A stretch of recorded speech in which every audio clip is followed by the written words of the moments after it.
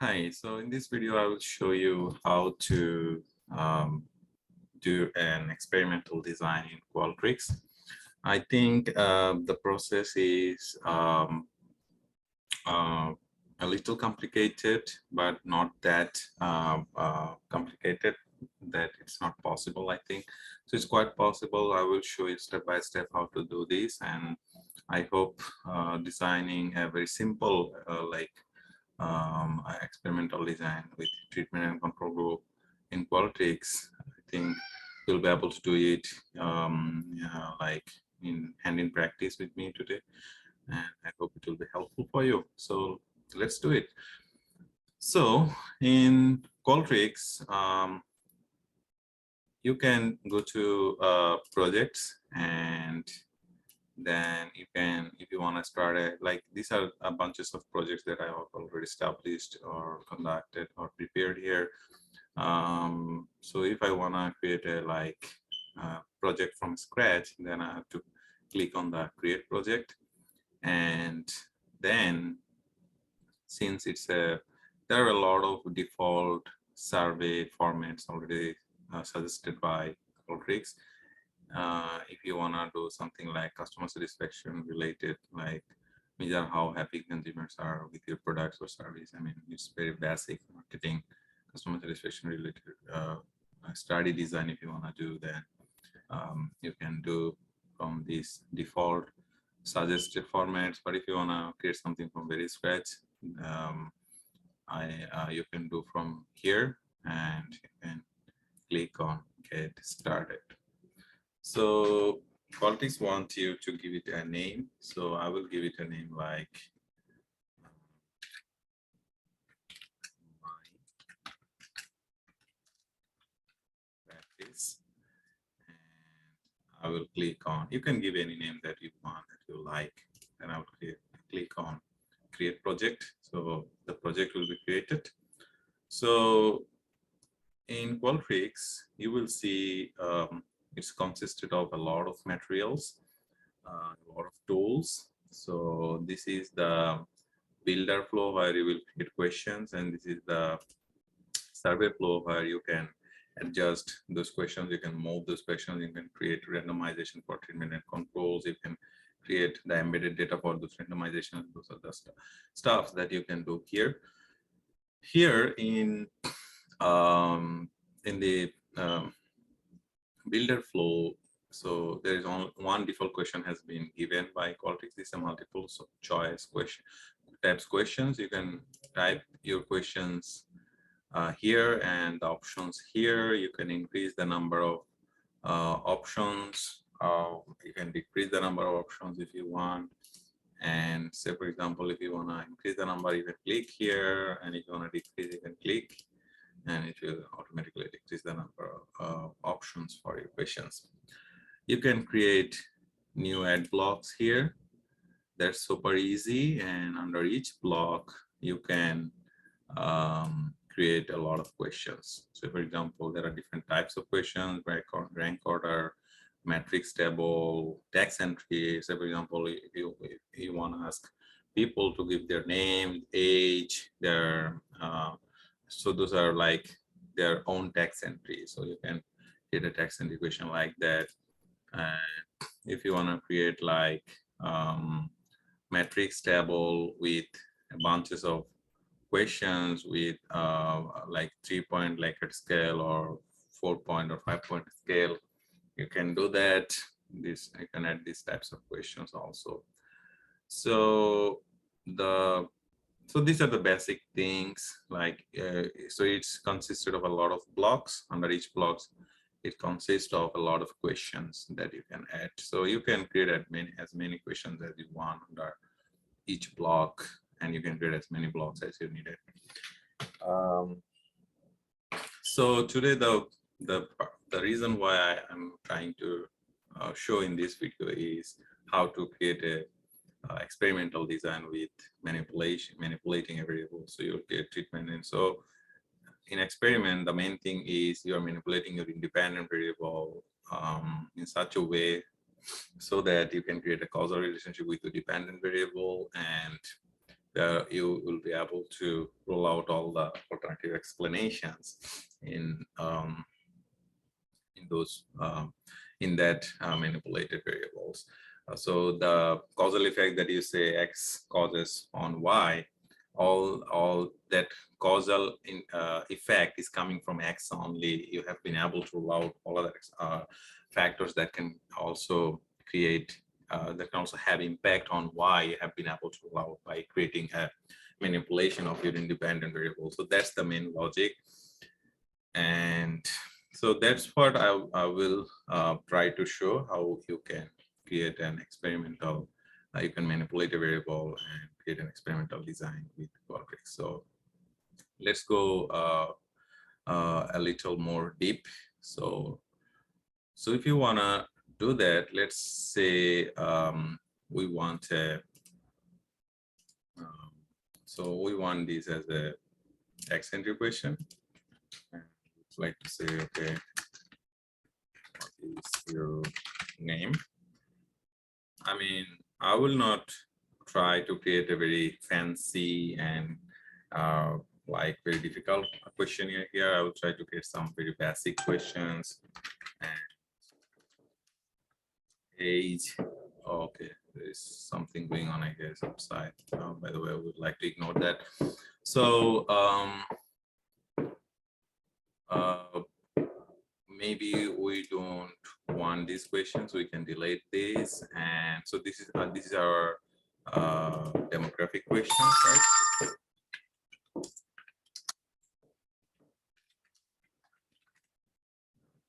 Questions. And in block 2, I will add some more so in this block, I will actually try to create our manipulate our independent variable. So for example, we would like to manipulate the emotions, like with people are, so there are positive emotions and negative emotions, and emotions can be varied under negative emotions. Anger is one type of negative emotions, and sadness is another type of negative emotions. Fear is another type of negative emotions. So you can further classify those emotions, but in general, emotions are two types, positive and negative. So I will try to create a both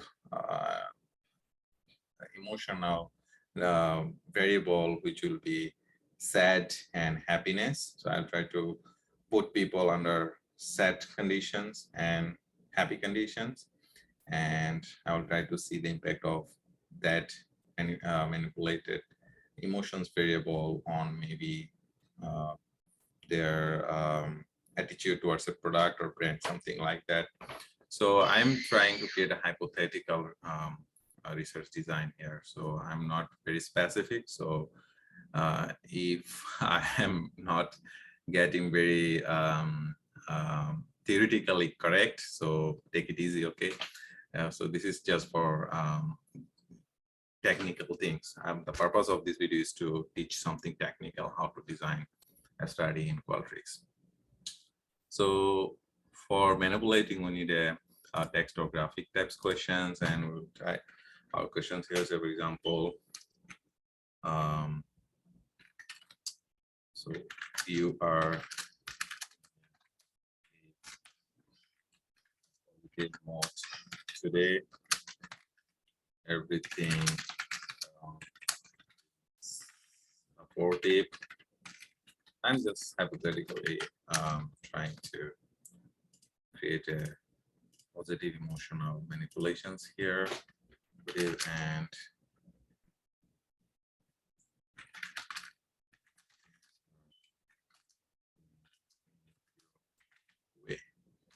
so this is how we are trying to manipulate the positive side, positive emotions. And we'll, so when you are creating a treatment and control conditions in experimental design, you cannot, you can maybe do it on the same blocks, but the way I have learned it, you have to go to a different blocks, and you have to create the two conditions under different blocks. So I will create another. So now negative emotions, I will create a negative emotions here.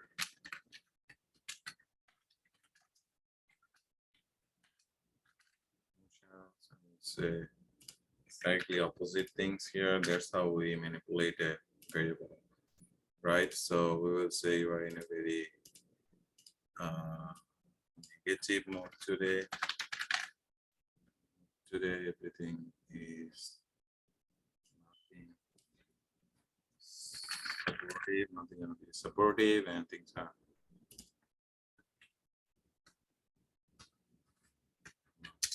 going in your way. So this is how we have created a negative emotional conditions here. So this is, if this is a between subject design, so each participant will see only one condition. So we wanna create a many treatment groups and a control group. So we wanna say, for example, see how positive emotions have impact on a brand choice, for example, or on attitudes towards a brand, or positive word of mouth spreading attitude regarding a brand. And then so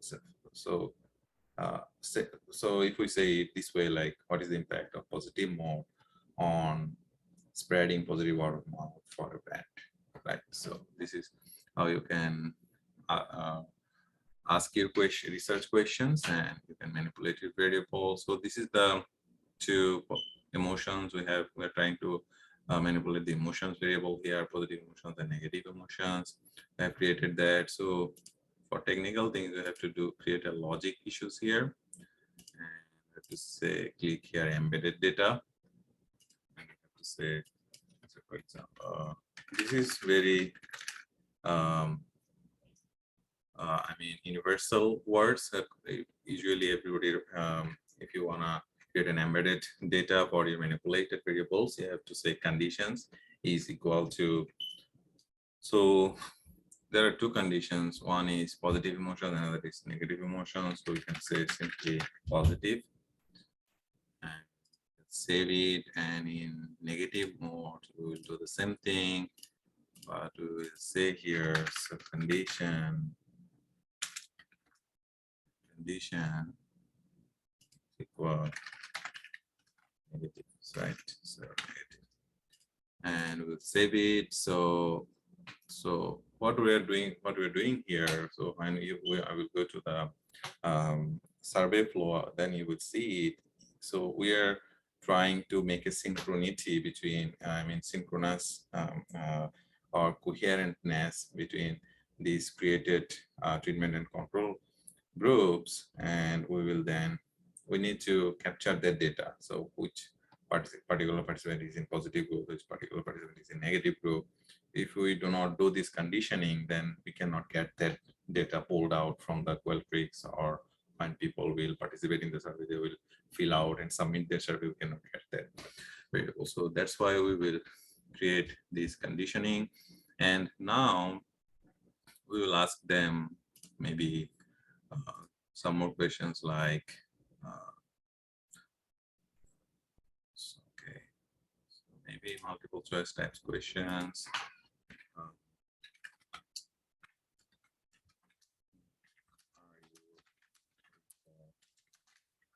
Right. I mean, I'm trying to get a very simple questions. Maybe extremely satisfied to not satisfied. So this is our dependent variables.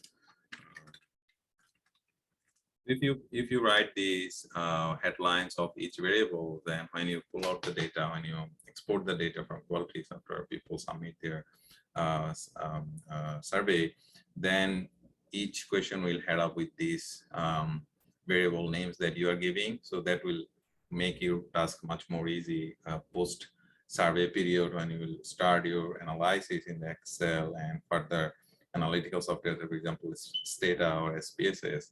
Then it will be very easy for you to track those questions in the Excel sheet after you export the data from Qualtrics to those Excel or other programs. So that's why we will try to give names for each variables. So this variable is age. This is name variable. We may ask like also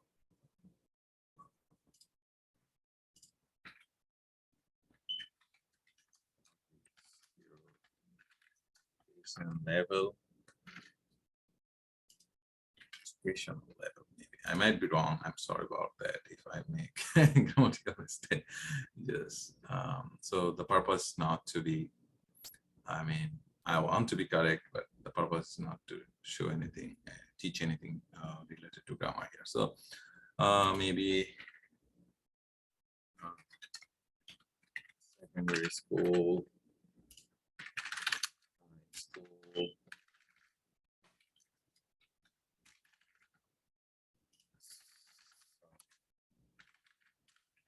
college. We want to add some more options.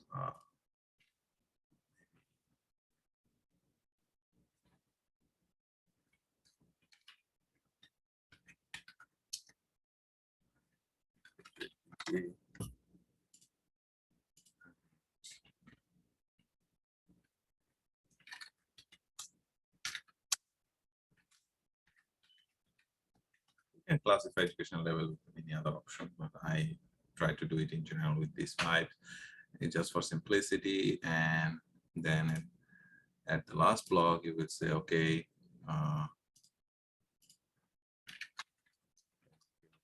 for party.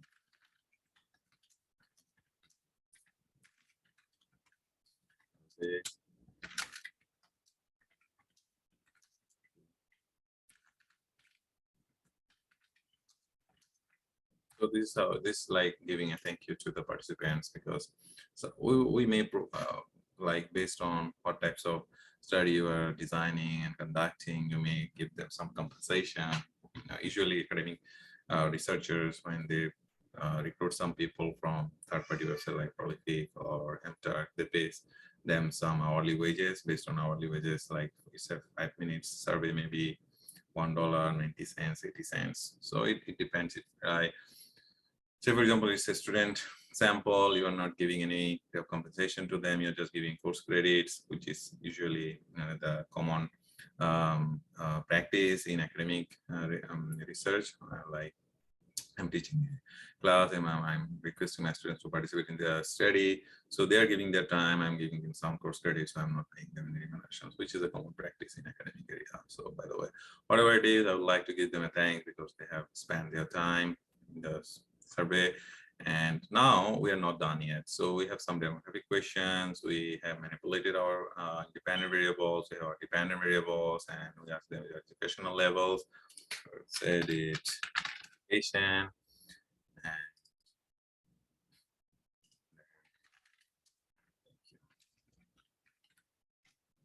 sorry about that. It's a typo. So, and then I will go to the survey flow. So now what I have to do, I have randomized the variable. I have created I have created two conditions for the independent variable, but still if I conduct the survey and if I download the data, they will not come which participant have been in which particular conditions. Even participants may not see the two conditions if I run this survey. So I have to do some more works here in order to make it a experimental design. So I will, so for example, under this blog, I will click on add below, and I will say randomizer.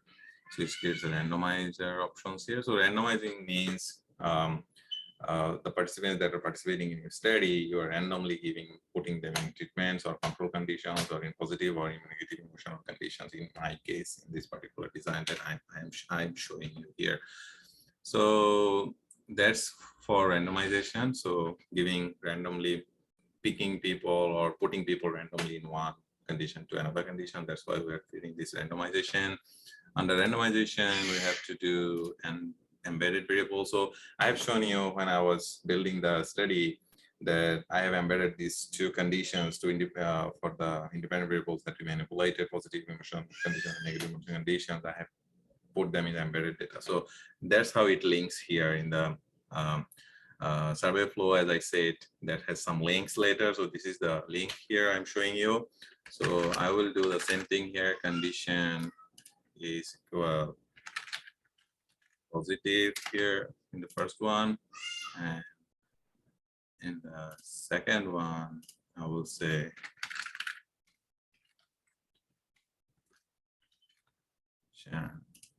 is equal negative, and so these two embedded data has to be under randomization because we are randomly putting people into conditions. So if they are independent in the survey flow, that will not work. Your data will be messed up.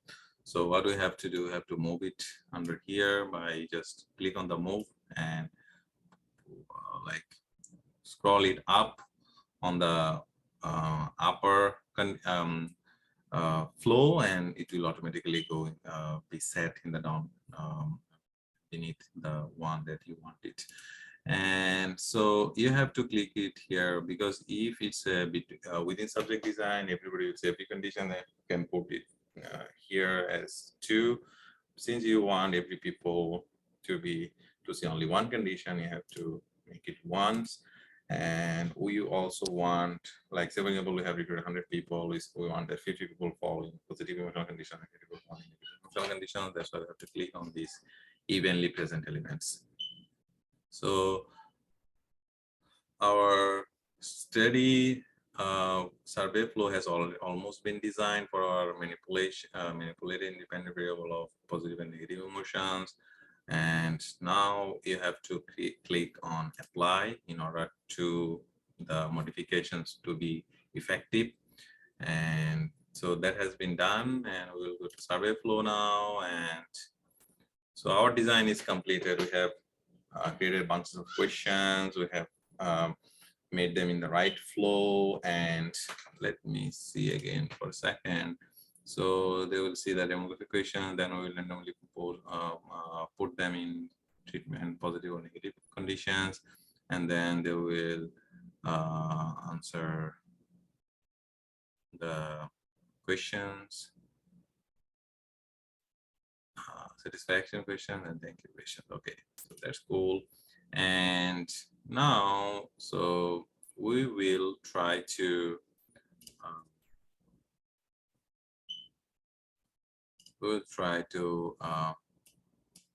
do the questions a few times, and we'll download the question. We will see whether our design has been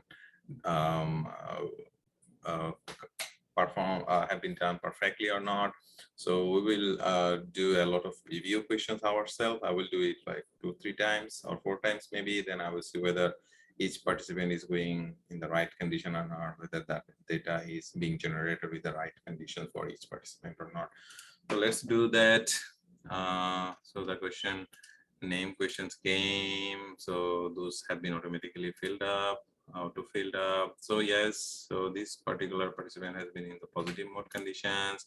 Then we ask them questions. I'm randomly filling them up, and there has been a thank you slide, and we clicked it. So the survey has been done. It's very quick, very fast. So usually the survey length is much bigger than this. So this is just for showing how to design the experimental conditions, treatment and control conditions. This was the main focus. That's why I didn't make the actual survey much longer. But in general, the actual survey will be much longer. So previous one was in the participant has been put in the positive condition, emotion condition. Now let's see if we find the negative emotion conditions or not. This time we will say same person, no problem. With the so this person has been following the negative conditions. Maybe this and this, and thank you for the participant. I will do it 2 more times. And let's see, it's again in negative conditions, postgraduate. Let's do it higher level. Why not, right? So let's do it again. And let me see. Oh, it's a positive. So it's equally splitted. Okay. So half and half. So now we have conducted 4 different surveys, and we will give some time, maybe 10 seconds, 20 seconds for the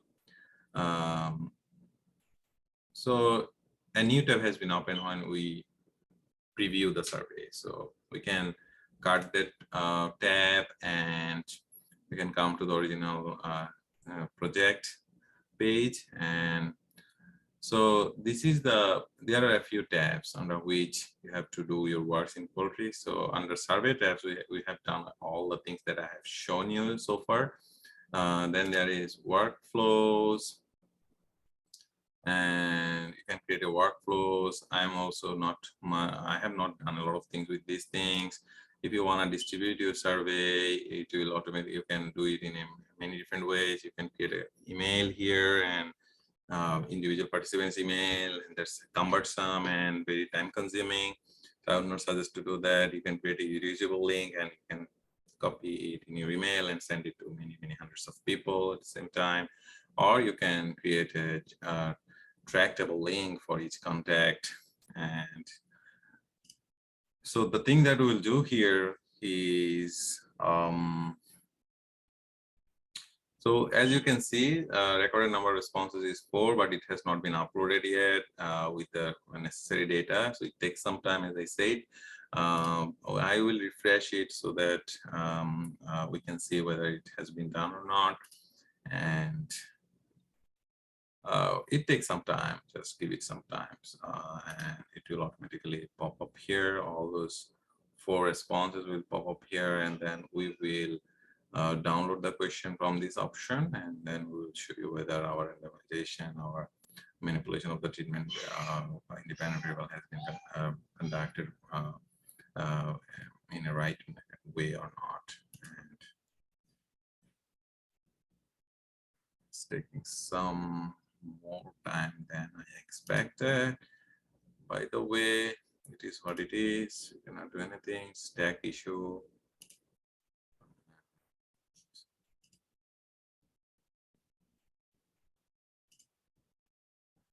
So what you will do, you will continuously refresh the pages to see maybe at 4, 5, or 6 clicks, it might work. Okay, here it is. So it showed it popped up here. We can see the 4 responses has been recorded.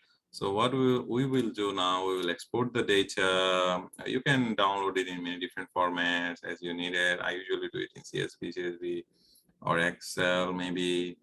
And SPSS, I usually do not do it. I'm not a frequent user of SPSS. I usually do R, Stata, and do software. So Stata can handle CSV, so I'll load it in CSV. It's being downloaded. And once it is downloaded, I will go to my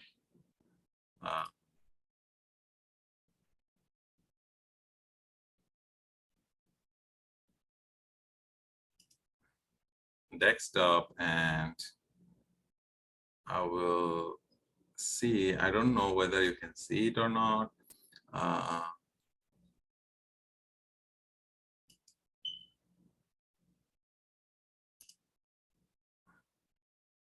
Okay, let me see. Yeah, I think you can see it now. I